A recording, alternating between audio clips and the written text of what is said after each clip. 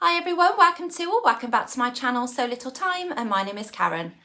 So today is another instalment of Friday Sews, but I have decided to call this style of video something slightly different moving forwards, and it's mainly because I've not been very consistent with uploading every Friday. I've just found, especially over the 6-week school holidays, that I've been very busy and I just haven't managed to pick up the camera to share what I've been getting up to. So moving forwards, I'm going to be calling this Sew What's New, my crafting and sewing update. So you'll still be getting an update of what I've been doing on a weekly basis, but it might not be every Friday. I've just been finding that life can just get in the way sometimes, so I think that's more appropriate for this style of video moving forwards.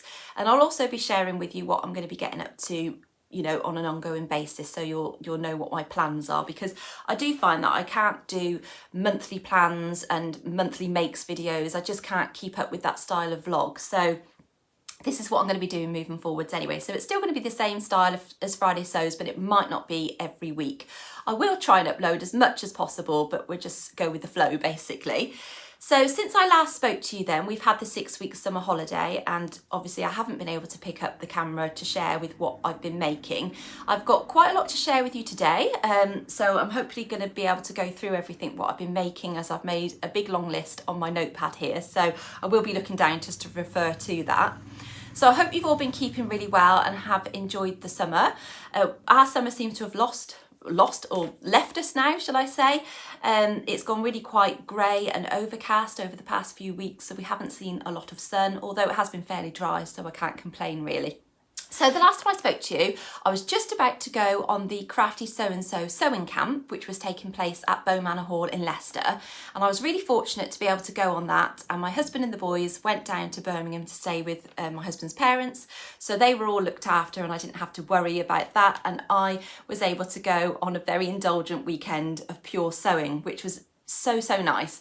And I went along with Angela from Devon Threadtales and Becky from Notes for Sewing Room, so it was really nice to catch up with them, and we made a really good weekend of it, because we met up on the Friday in Ashby Zouche where they were staying, and we went out for lunch and had a good old chin wag, and then we went into Sew Wardrobe and bought some fabric and bits and bobs from there, which was really lovely. And then we travelled on together to the camp. So we were actually in a sewing room together with I think there was about 10 other people with us. So it wasn't that we were all in one hall, which I was kind of envisaging us to be, but we were all in different sewing rooms. So I think there was 3 sewing rooms in total. And we had quite a good crowd in our sewing room, I have to say. So there were a few people that I'd met before, so it was nice to catch up with them again. And then it was nice to meet new faces as well. So it was a really nice weekend where we were able to do a lot of sewing, a lot of chatting and drinking of tea and eating cakes and biscuits. Yeah, it was just really nice. So I highly recommend going on that in the future if you can. I managed to get quite a few projects made whilst I was there. I was quite organised and managed to prepare quite a few projects before I went. So I overlocked quite a lot of my things before I went there, so I didn't actually need to use the overlocker, so I was just purely using my sewing machine. So that did speed up making quite a lot of my makes. There are a few that I haven't 100% finished. I need to just finish a few bits. I just haven't got round to doing that as yet, but I'm going to share with you what I made anyway. So a while ago, I actually won a pair of pyjama shorts from Crafty Sew So on one of their Facebook Lives, and they sent with that a metre of fabric to make up a top to go with the bottoms. So I had been sat on that for quite a while, so I thought I ought to take that with me to get finished. So as you may have seen recently, I made a pair of pyjamas for the Crafty Sew So pyjama party that was taking place on Instagram, and I used their pin tuck Cami top pattern, which I'll insert a picture of here, and I'll also insert a picture of what the pyjamas look like for the version that I made for the pyjama party. I did do a video all about that as well, so if you want to check that out, I'll insert a link. Now, the pyjama bottoms they sent me were these, and as you can see, it's in this lovely owl fabric, really quite vibrant, and these were already made up, so they were sent to me like this, and then they sent me the metre of fabric to make a top to go with it, which initially I was going to be making the Ogden Cami by True Bias, but in the end, as I'd made that pin tuck Cami from Crafty Sew So, I decided to do that pattern because I really liked it. So this was what I made up whilst I was at the camp. So in the same fabric as the bottoms with the pin tucks on the front there. It's a lovely shape, nice and A-line, really very comfortable to wear. And it has a very deep facing on the inside, which is really nice. I had to use a contrast on mine on the front because I didn't quite have enough fabric with the meter to do the front facing the same. So I've got it the same on the back, but I just used a spotty fabric on the front, and you don't really see that anyway. But you know, it complements it quite well, I think, really. So that's the first thing that I made up at the Crafty Sew So camp. So that's nice to have that pyjama set to wear to bed, as like I say, it's really very comfy. Then I took with me my Tilling the Buttons Marigold jumpsuit, which you have seen in my previous videos in bits. I have now finished those, so whilst I was at the camp, I finished those to the point of where I just needed to hem the bottoms of the legs, but there wasn't a full length mirror there, so I needed to wait until I got home to do that. So it's now complete, and this is my version here, which is a Lady McElroy fabric, which I got from Bobbins Buttons. She doesn't have this colourway in stock anymore, but she does have the turquoise colourway if you do like this style of fabric. And it's a viscose fabric. And I've done a review all about this jumpsuit, which I did in collaboration with Angela from Devon Threadtales. So we've each uploaded a video onto our channels, so please do check that out. I'll put the link up above for it. So I talk in quite a lot of detail about how I found the make, the pattern, the fabric, you know, and the fit and everything. So if you want a more in-depth review, do check that video out. But I'm really pleased with how the jumpsuit has turned out overall. And I've been wearing it ever such a lot, actually, way more than I thought I was going to, because this fabric is really quite loud and busy. And I was a little bit self-conscious about it initially, but I've worn it out and I've had loads of compliments. I really like how the viscose works with it, and it drapes really nicely. And yeah, it's quite a comfortable make. The only issue I have is getting in and out of it to go to the toilet, which is a bit annoying, but you have that with every style of jumpsuit, I find. But yeah, it's not put me off wearing it, that's for sure, and I really do like it. So it's now finished. It was an interesting sew, and the full details are on that review, but I wouldn't hesitate to make it again in the future, perhaps with a different style fabric, because the viscose was quite tricky to work with. So next up that I made at the camp was some Tilling the Buttons Agnes tops. So both of these fabrics are from Felicity Fabrics. I don't know if they still have these in stock, because I did buy them a while ago. So these aren't quite finished. This one, I think on both of them actually, I've got to do the same. I need to overlock the edge of the neckband, as I always insert my neckbands on my sewing machine. I just find that a lot easier. So basically I sew them in on my sewing machine, overlock the seam allowance, and then I top stitch that seam allowance down using a twin needle, and then I get a really nice finish on that. So this is how it's looking at the minute. So it doesn't look quite right around the neck, because obviously I've got to make those finishing techniques on it, and I need to twin needle the cuffs on the sleeves and again at the bottom of the top itself. So yeah, it's just literally a case of just finishing touches basically.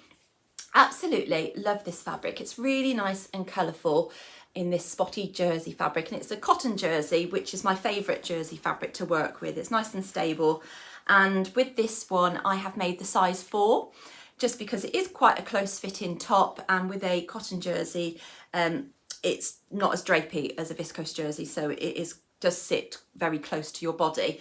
And I really like how it's turned out, very nice and colourful. So that was my first Agnes top that I made up, and I just need to finish that off. The second one is, again, like I say, Felicity Fabrics fabric, and it's in a lovely floral design, which is actually the same fabric that I used for my Lucida dress in the blue colourway. So this is just the white colourway of that fabric.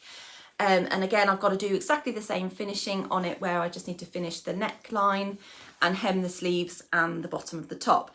And these two Agnes tops will go with a lot of things in my wardrobe. The colours just seem to match with quite a few of my pinafores and things like that. So that's really going to be nice to wear, and I'll wear it with my Camden skirt as well, which I've made in the past, which is just the denim version. The thing I haven't quite finished, which I got on with whilst I was there, is a Susie doll, which I've made up in the past. I'll insert a picture of what the Susie doll looks like completed, and I'm making this one for my friend. It was supposed to be for her birthday. She lives in Gloucester, so I don't see her very often, so I need to get that finished. So next time I see her, I can take it down with me and she'll have a nice little doll to sit on her bed. And I really do like gifting this doll. It's a really nice project, really nice to make up. So I basically sewed all the legs and things and the head and that together. I have now stuffed those. I literally just need to embroider her face onto her face, and then make the little skirt and basically sew her up together. So she's nearly finished. So I did have quite a productive time at the Crafty Sew So camp, just I didn't quite finish everything off. Was there anything else that I made whilst I was there? Oh yeah, what I'm wearing.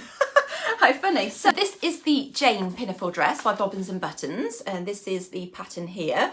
I have made it in the past. I was actually wearing on my last Friday Sews video. It was in that floral fabric, quite a vibrant print, and I really like this style of dress. It's an A-line pinafore dress, which does up with buttons at the top. There are two style variations. You've got one which you can put patch pockets on the front, and this one has a seam line where you've got like inseam pockets in the front. Very similar to the Carnaby dress, and I find the yoke at the top, or rather the top area, is very similar to the Ivy pinafore by Jennifer Lauren, but it doesn't have the yoke at the top, so it's a bit more of a simplified style of that pinafore dress. And this dress really suits my shape because it's A-line. It skims over my hips quite nicely. So this fabric I picked up from Andrea Beyond the Pink Door. It's a cotton poplin. So it's really quite lightweight in comparison to the one that I made previously, which was in a quilting cotton. And when I actually made it up whilst I was at the sewing camp, I thought, oh, maybe it was a bit too light, because I tried it on and it just didn't feel as comfortable. But actually now I have completely finished it, and this time I've added snaps onto where the straps do up rather than buttons and buttonholes. I just cheated because you can't see the snaps because they're black and they blend in with the fabric, and I didn't actually have any buttons to hand that were the right size, and I just thought, well, I'll just go ahead with snaps because I want to wear it whilst we've got this little bit of warmer weather still. And it looks really, really nice worn with my trainers and a denim jacket. So I'll insert a photo of what that looks like so you can see it in better detail. So I'll stand back now so you can see the dress, but obviously where I am you can't see it very well. So it's got the snaps there and this lovely scoop neck. And then if I just stand back a bit, you'll be able to see it's got the inseam pockets there, very similar to the Carnaby dress.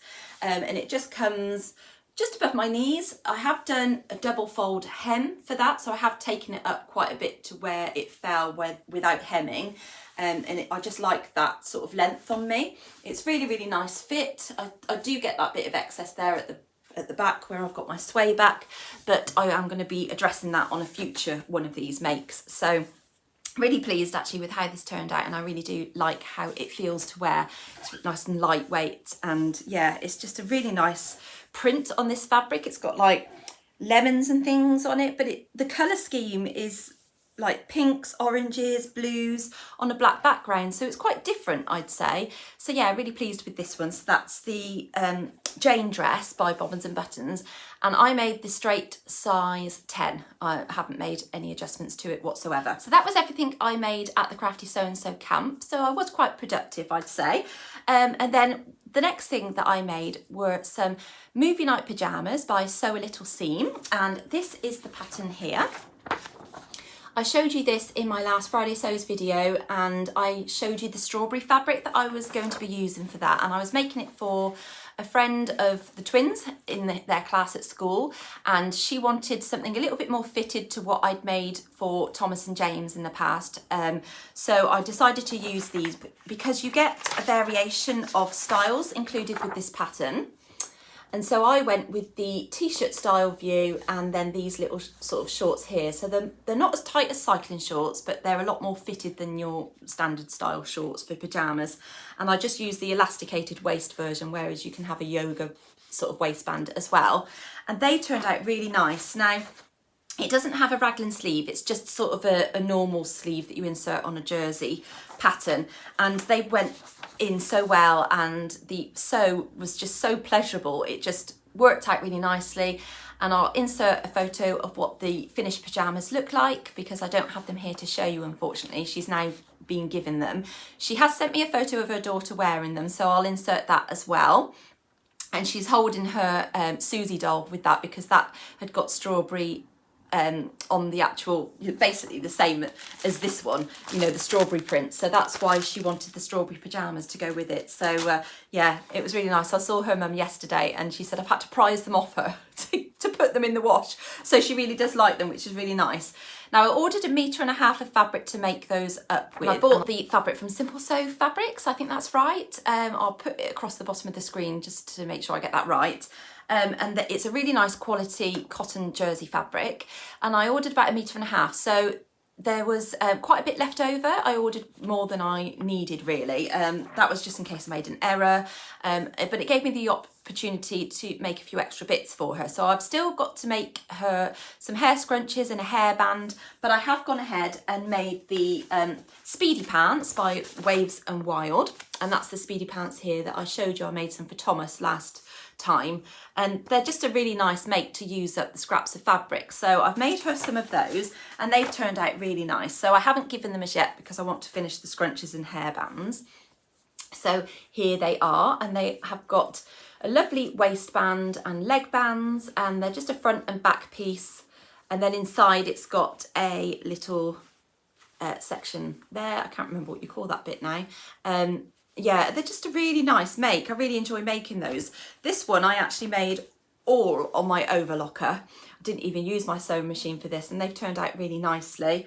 So I'm probably going to make her another pair of those to go with the scrunchies and the headband, and then I'll send them on to her when I get them all finished. So the next thing I'll share with you is my most liked make on Instagram ever. I had so much praise and lovely comments on this post that I put up on Instagram, and you won't be surprised when you see which one it is that I'm going to be showing you. So it's my finished So Different Longline jacket, and I absolutely love this jacket. It turned out so nicely and it was so nice to sew, and I finished the Tilling the Buttons Coco dress to go underneath it, so I've got a nice plain dress to wear with it. I haven't wore it out yet, but I'm hoping to do so in the autumn months because I think it'd just be a really nice duo to wear out, and I really do feel nice in this. And I took some lovely photos in the garden which have now gone up on the Bobbins Buttons website alongside my blog all about the make. So if you want to read all about how I got on with this pattern, then I'll put the link in the description box for you for the blog post itself. And I uploaded the photos on my Instagram, and I had so many lovely comments and likes for this. It's my most liked post ever. And it's funny because I think it's all down to the fabric choice really, because it's quite vibrant and it really does make a standout jacket, whereas the jacket itself is a really simple sew. Although the instructions are a little sparse in areas, it's a very simple make, and I think a beginner could tackle it if you take your time and do it step by step. Because it's raglan sleeves, so there's no setting in of the sleeves. It's all straight lines basically, and I haven't finished the seams inside with any bias binding as I initially thought I was going to, because the fabric is very busy. I just used my overlocker, and it's got such a nice fabric on the inside as well that I really didn't want to take away from that. It's a really nice fit, and I'm just so happy with it. I'm just over the moon with this make. So I will be sharing this in my makes video that I'm going to be doing very soon, and I'll go into a lot more detail about it. So the Tilling the Buttons Coco dress then is a really straightforward sew, absolutely perfect for a beginner who has never sewn with jersey before. It's a really great starting point, as again it's just straight lines, really simple to sew, and obviously with Tilly's patterns you get that lovely instruction booklet, so it's all good. I didn't even finish the edge of the neckline. I just literally folded it over and twin needled that down. So yeah, that's how I've done it. I just think sometimes adding overlocking where it's not necessary is just pointless because it just adds bulk. Yeah, and that looks really nice together. And for the Coco dress, I made the size 3. And for the Longline jacket, I made the size, I think it was medium. I'll have to put that across the bottom of the screen. I can't remember. I'm pretty sure it was the medium, but I did take the side seams in a little bit. I think it's a medium. I think it goes in small, medium, large, or maybe it was the size 10. I can't remember now. Anyway, I'll put it on the bottom of the screen so you know, but I did take the side seams in just a little bit to get it to fit me a little bit better. So yeah, that was that one, and I'm really pleased that I did that. So I have got a few more sewing makes that I want to share with you moving forwards, but before I go on to that, I'll just show you what I've been crocheting. So I'm getting ready for Christmas presents for people, so I have been crocheting up some more of these lovely wrist warmers. So this is by Jayne from the Dressmakers closet. I think that's right. I'm really sorry, Jayne, if I've said that wrong. She's changed from Loopy Mabel's closet, and I think it's the Dressmakers closet. And she's rebranded just to suit obviously where she's at with her business right now, and she's got a lovely crochet wrist warmer pattern which I bought from her website, and I'll link that down below, and I'll show you it on. I have shown you these in the past, but I've done these lovely mustard coloured ones for my sister-in-law for Christmas, so they are done. I'm also doing exactly the same ones in a turquoise kind of wool colour for my mother-in-law.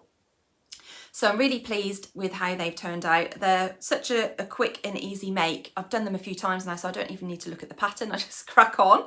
They're quite addictive to make, actually. I've got a couple of pairs for myself. So yeah, just getting ahead of myself for Christmas. As really, it's not that far away.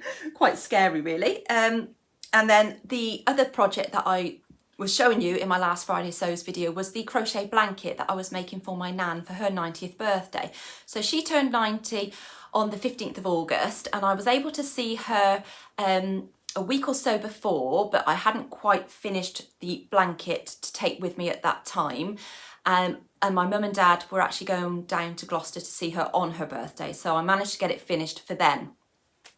So when I said to you last time that I didn't get to see my nan very often, it is mainly because she's in Gloucester, so obviously we have to travel down to see her, and with the restrictions with the pandemic and stuff, we weren't able to go and visit for a long time. And the last time I saw her, she was able to recognise who we are and that kind of thing, but this time when I went down, she really struggled to know who I was, which was really quite hard. She's got Alzheimer's, she's in an Alzheimer's care home, and also going in, we had to wear gloves, an apron, a mask. So that's really quite hard in itself, that she doesn't understand why we go in dressed like that. And then she hadn't seen us for obviously quite a long time, so she just didn't really know who I was, which was really quite hard. And she was actually talking to my dad as if my boys were his, which was quite funny. But, you know, she said, "Are you going to be having any more?" You know, and he was like, "No, these are my grandchildren. These are Karen's." "Oh, right, okay," you know. And in the past, she's always said to me, "Oh, you can have a girl, you can have another one, have a girl." You know, and I always have to say to her, "Nan, you know, I'm getting on now. I'm not going to be having any more children. 3 boys are enough to handle." But it was lovely to see her. She looked really well. And she was actually in a room on her own, so it was really nice to spend time with her by ourselves, so we didn't have the rest of the residents around us. Obviously they were restricting contact and that kind of thing, so it was really nice to see her. And I've got photos of the finished crochet blanket that I made for her, and I found a tutorial on how to finish a nice design around the edge, so it was like a scalloped edge, and I really like how that finished the blanket itself. It was a nice size, so she can put it over her lap to keep her warm in the winter months. And when my mum and dad went down to see her on her birthday, she was over the moon with the blanket itself, and she did say, "Oh, that'll keep me nice and warm." And she asked a few times, you know, who made it, and my mum and dad said, "Oh, you know, Karen made it." So I think she kind of understood that, but she won't remember, you know. But I'm just really pleased that I've given her a lovely gift for her 90th birthday, and I've got a photo of her with it. She doesn't look all that happy in the photo, but yeah, you know, some people don't like having their photo taken, do they? So yeah, I was really pleased about that. So that was finished, and that did take me since January to get done. So I just got it done in time. Then what I've been doing is quite a lot of free motion embroidery projects. So that's been really enjoyable. I love doing free motion embroidery on my sewing machine, and I will be doing a video of showing you how I do it, I promise. So I'll hopefully get that done over the next week or so, and show you, because I'm intending to do another one. So firstly, it was my mum's birthday at the beginning of August. So I made her a birthday card, and I also made her a picture to put on the wall in her house.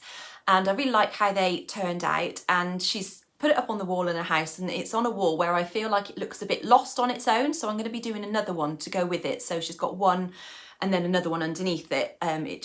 There's a lot of space around it because it is quite a small picture. So I'll insert photos of those. Yeah, I'm really pleased with how they turned out.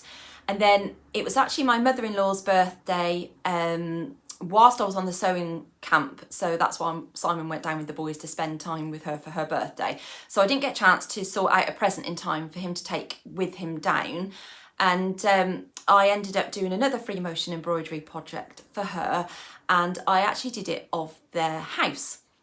Now, they've lived in their house in Birmingham for, I'm pretty sure, over 50 years, you know, a long time. Excuse me, there is somebody at the door.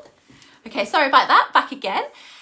So yeah, they've been living in their house for over 50 years, I'm pretty sure, and they've had all of their children grow up there, and now obviously we're enjoying it with the grandchildren and that kind of thing. So I really wanted to do this for my mother-in-law because I knew that she would absolutely love it. And I went onto Google, screenshotted the front of their house so I could have a picture of how it looked with all the different colours and things like that, and then I drew it with pencil on a piece of paper and basically copied that onto fabric with my sewing machine.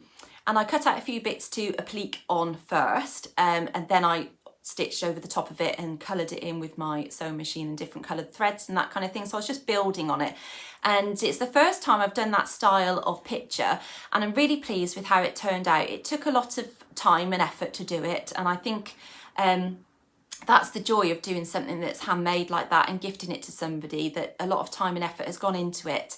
And I knew that my mother-in-law would appreciate it. She is the type of person who knows how much time I take on my sewing and that kind of thing. So yeah, I finished it just in time for when they actually popped up for a visit here the weekend just gone, and I managed to get her on film while she was opening it. So I'll first of all insert some photos of the finished picture itself, and initially I only had a very small frame which I put it in, and I just thought, oh, that looks too squashed. So I had a quick trip out to the supermarket on Bank Holiday Monday and managed to find a frame with a mount, and it looks so much better. It just showcases the actual picture a lot better that I did. So I'll now insert that video of my mother-in-law opening it.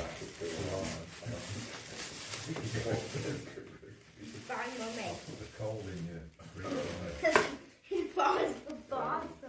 It is. It's going to dry, keep it dry.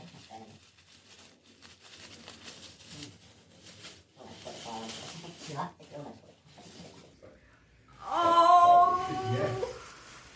Isn't that? Oh my word! That is absolute. I'm speechless. That is stunning. Karen, you're so clever. Oh!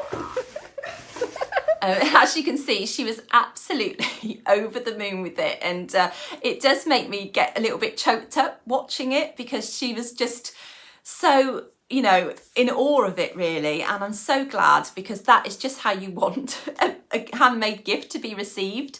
And my mother-in-law, she's so lovely anyway. I get on with her like a house on fire. She is like a second mum to me. You know, I can talk to her about anything, and I'm really, really lucky in that respect. Yeah, so really pleased that that went down well, and I really enjoyed doing that. So I might try and do another one, maybe for my house or something. Yeah, I also did her a birthday card as well, which I did prior to making that, which she received on her birthday, and I'll just quickly insert that photo as well. Yeah, just it's supposed to be her in the garden.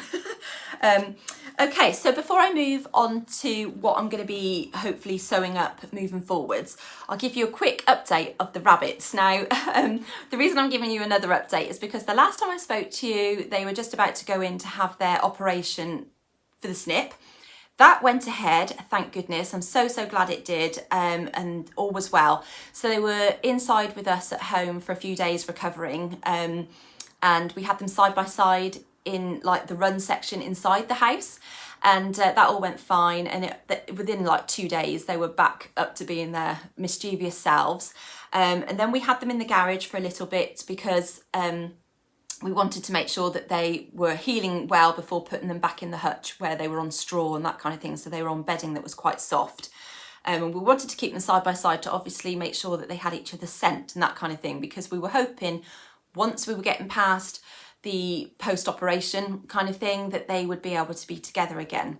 We are now, I think, 6 or 7 weeks post-op, and unfortunately they are still fighting. So we haven't had success in bringing them back together, especially in the hutch and the run, which is connected to the hutch. And sometimes we put them on the grass in the outside run and they are fighting in there as well.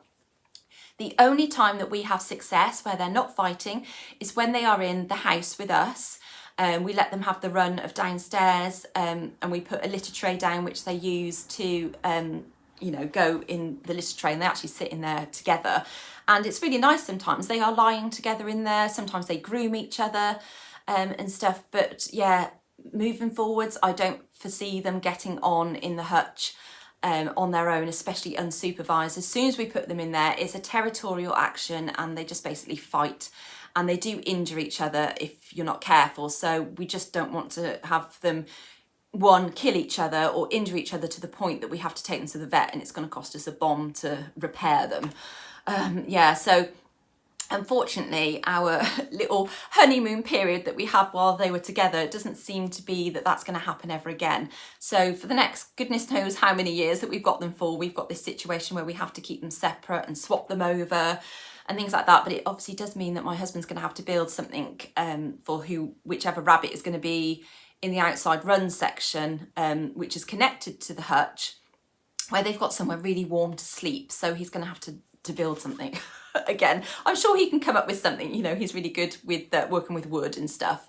But we have put a division in the hutch itself, so they do have the option to sit side by side in the hutch at the moment. It's just made the other side of the hutch a little bit smaller. But it's funny, when you have one which has access to the pipe to go into the run, they decide to sit in that small section of hutch. I mean, crazy. So yeah, that's the situation. That's how it's going to be. You know, we're not going to rehome one. The boys would be absolutely distraught if that happens. So this is just the way it's going to be. So that's the final update, I think, that I will be bringing you about the rabbits. So if you're sick of hearing about them, I'm really sorry. That's the end of it. But if we do have, by some miraculous occurrence, that they do manage to get on and live happily side by side, then that would be great. But I don't think that's going to happen, to be honest. Yeah, so that's basically it. So moving forwards then, what I'm going to be doing next, I've got a blogger project that I need to do for Felicity Fabrics. Now, I've shared this fabric with you before. So they have gifted me this fabric in return for a blog post.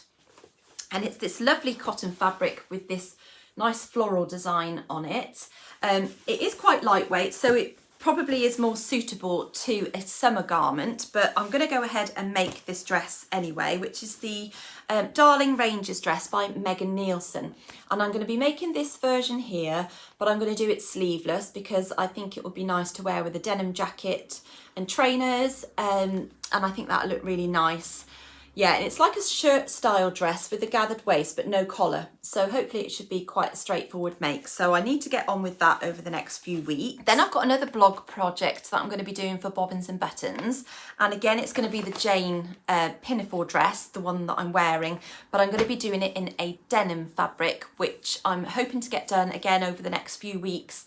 And I want to make it so I can wear it in the autumn with a stripy top underneath. So Julia has sent me the fabric, and this is the denim fabric that I'm going to be using. It's a really nice quality denim, and it's quite rigid, although it has got a little bit of stretch in it, as you can see, but it's quite a nice weight denim.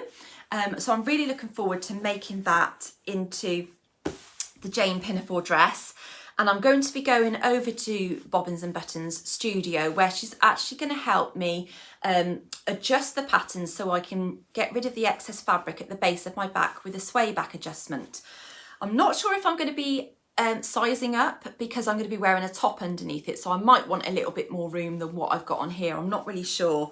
It might be that I just need to reduce the seam allowance to allow for that. I'm not sure. I don't want anything that's too oversized really, so we'll have a look at that when I go. I'm going to make a toile of it in like a calico fabric, so we can basically hack at that to get the sway back adjustment right. So I'm looking forward to doing that one. I have another blog project outstanding for Minerva. So I had this fabric quite a while ago, and I didn't manage to get it done during the pandemic situation. and I've been sitting on it for quite a while. So I've had it cut out for absolutely ages. It's the Nina Lee Camden pinafore. So I've got the bodice done. Now, if you remember, I showed you this before and I had quite a lot bit of an issue with the puckering of the princess seams. Now I've ironed it and pressed it with steam, put it on my tailor's ham, and I've got it to the point where it's like that. So there are still puckers on it, but I think once it's on, it hopefully won't be too noticeable. I have read on Instagram where people have had issues with the princess seams on this particular bodice, and they've completely changed the bodice to a by hand London bodice. I'm not really sure which one they've used, but a couple of people I have noticed have used that bodice from a by hand London pattern. So maybe it's not me that has had issues. It might be the drafting of the bodice princess seams on this particular bodice. I don't know. So I've got the waistband on the bottom of the bodice. I've also lined it with an anti-static lining, just a black one. And I've got a nice spotty contrast fabric for the inside waistband for the lining side. So that is basically ready to attach to the skirt section. The skirt section I had initially finished, just minus the lining, which I just need to do the lining for it.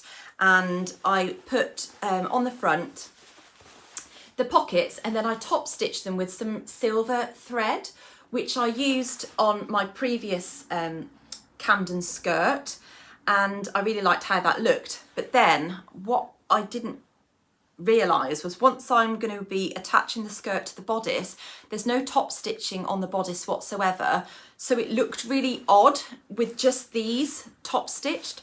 So what I've now done is taken the skirt apart again, and I've taken the pocket off completely, and I've unpicked so far some of the silver top stitching thread. I've still got a little bit more to unpick on this side, and I'm actually just going to be top stitching that on with basically the same colour thread as the denim, as I've got some of that, because I think it just will just look better without that top stitching showing up, because it was the only bit that was top stitched on the whole of the pinafore.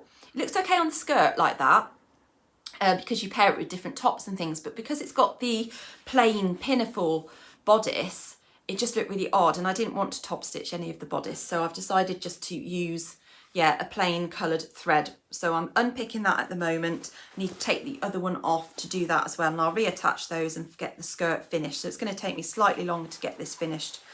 So Minerva, I hope they're okay with that. Oh. Anyway, I've put on the back some lovely spotty lining fabric on the pockets, and I've done that on the inside of the waistband as well, as you saw. So that should hopefully be finished over the next week. I'm planning on making that a priority to get done. So hopefully that will look really nice once finished. And then the next blog project that I've got to do for Felicity Fabrics as well is a group blog that's taking place with all of the other bloggers who do blog posts for Felicity Fabrics. We are doing like a surprise blog post where we're all going to be involved in it. We've each been sent fabric to make a dress out of. It has to be a dress, but we have no idea what dress pattern each of us are using. So it'd be interesting to see if there are any repeats and what fabrics people have chosen, because we don't know what fabrics each other have chosen either. And the only one condition for this blog post is that we need to incorporate a label that was sent to us that says handmade on it. And that's been designed by a specific company. So I'll put the name of the company across the bottom of the screen for you. And we're going to be incorporating that into our make, but we're not allowed to put it on the back of the dress, you know, as like a label. So you have to put it on your garment somewhere else. So I can't show you the fabric. I can't tell you the pattern that I'm using because it's all hush hush between each of the bloggers. So I don't want to give away the surprise. But I've got to get that done by the 15th of September. It's got to be with them by. So I will be sharing that very shortly. And I'll also be giving you the link so you can have a look at what everybody else has been making as well. So I'm quite excited to get that sewn up. The pattern that I'm using isn't one that I've used before. So it'd be nice to see how I get on with it and how it turns out. So I'll share that very soon with you. So the last thing that I want to share with you is a make that I have made in the past. And I have shared this with you to say that I'm not overly keen on the colour of this dress on me unless I've got a tan. I have worn it quite a few times during the summer holidays where I did get quite a good tan, and it looked okay, and I was wearing it with my denim jacket and sandals, and you know, it's the Marguerite dress by Sew Over It, and I want to dye it a different colour, so that is something that I'm going to be doing imminently, and I'm going to show you when I do it. I'm going to video myself dyeing this dress basically. So when you dye garments, the only thing that won't take the dye is the polyester thread that you've used. If you've used a cotton thread, I think that takes the colour on, but if you've used a polyester thread, it doesn't. So I was looking at this dress and I don't actually have any visible stitching on the front of the bodice, on the waistband, or anything like that, because I lined the dress, so there's no facing or anything, so there's no top stitching on it. And then on the reverse of the dress, again, there's none on the back of the bodice, there's none on the waistband. The only bit of top stitching that I've got visibly on show on this dress is at the hem, where I've folded up the hem and top stitched, which I've just used a thread there. So it might be that I have one line of stitching that will be in the white thread or cream thread that I used at the time. Yeah, so I'm going to be buying one of those Dylon dye kits that you put in the washing machine. So that's how I'm going to do it. I've not done it before, so I hope it will work out. I'm not sure how the dye will take on the lining fabric, but again, it's on the inside of the garment, so yeah, the only thing it won't obviously take the dye either is the zip. But I have made it really invisible, so I'm hoping that's not going to cause a problem. If it does, I'll just have to take the zip out and put a new one in. But I'm thinking maybe, colour-wise, either a navy blue or a nice pink colour, or something quite warm against my skin. Yeah, so that's the plan. And then I think if it's in a darker colour, I can wear it in the autumn with tights and boots, still put my denim jacket over the top of it. So I want it to be able to go with my denim jacket colour-wise as well. So I'm going to be getting some dye over the next week and taking you on the journey with me to get that dyed. So wish me luck. I hope it's going to go well, because I really do like that dress. So quickly before I leave you, I'll give you an update of the Leicester Marathon. If you didn't watch a video that I uploaded after my last Friday sews, which was I think my plans for sewing up the Crafty Sew So pyjamas, I mentioned in that video that there was an announcement that came out that the Leicester Marathon isn't going ahead. So after me telling you that I was going to start training for it, it's not going ahead. I'm not 100% sure of what the reasons are behind that, but it's obviously due to the pandemic and road closures and all that kind of thing. So instead, they're just going to be doing the half marathon, but it's been put back to the 31st of October. So it has given me a little bit more time to get some training in, but my training is going to be a lot easier just doing the half marathons. So I've been going out with some of my running friends and getting some training in, so that's been going fairly well. So hopefully I'll have a good run on the day. So yeah, it was a shame that the marathon wasn't going ahead, because it's, you know, now 2 years on and I still haven't ran it. So in the future, maybe I will get to run it, but I'm not getting any younger, so I'm pretty sure it's not going to get any easier. Yeah, so that. Now, So Brum is going ahead this year, and I usually go along to that and have a lovely day out buying fabrics and going around the fabric shops in Birmingham, and it usually works quite well for me because obviously Simon's parents live in Birmingham, so Simon and the boys go and stay with them and do whatever whilst I go out for my fabric binge.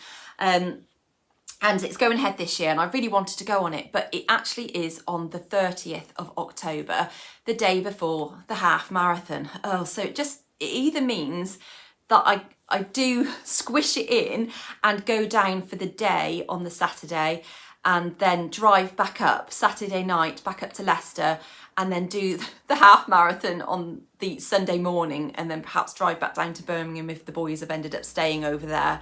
I'm not really sure whether cramming it in is a good thing or not. I do really want to go, but it's just so typical, isn't it, that it's clashed really with the half marathon. So I'm going to have to make a decision about that, have a chat with Simon and see what he wants to do. He'll probably say that you're nuts if you're going to do that, but You know, yeah, I do like to make things difficult for myself sometimes.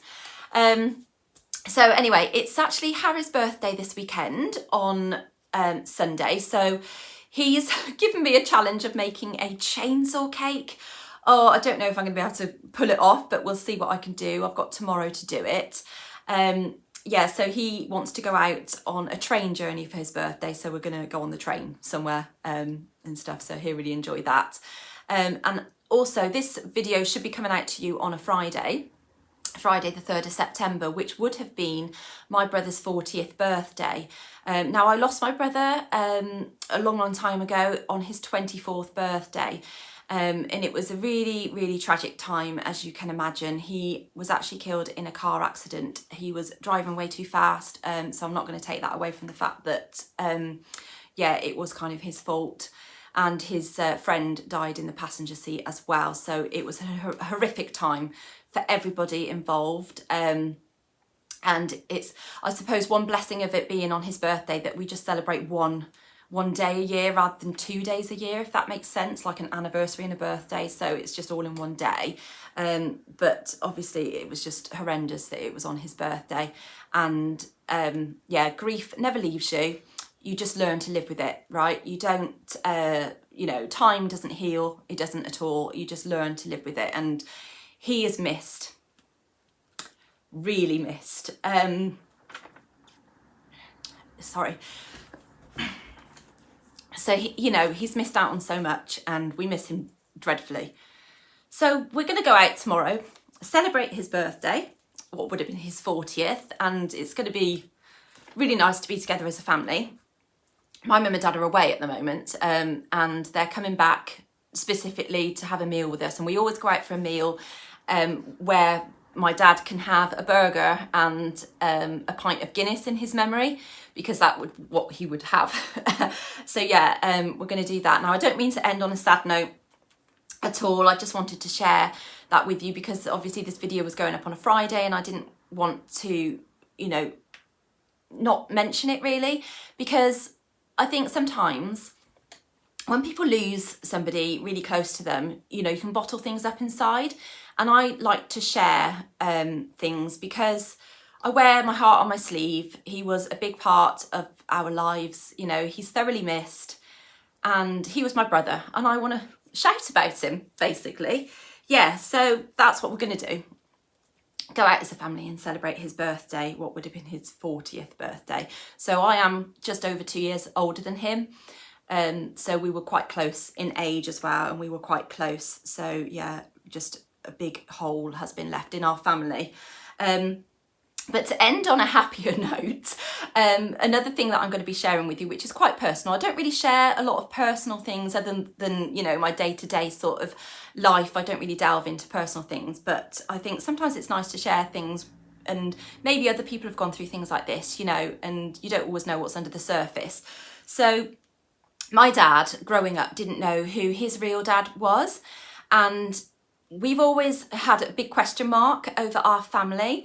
And my dad has got quite dark olive skin, dark curly hair, as have I, and as has James, my son.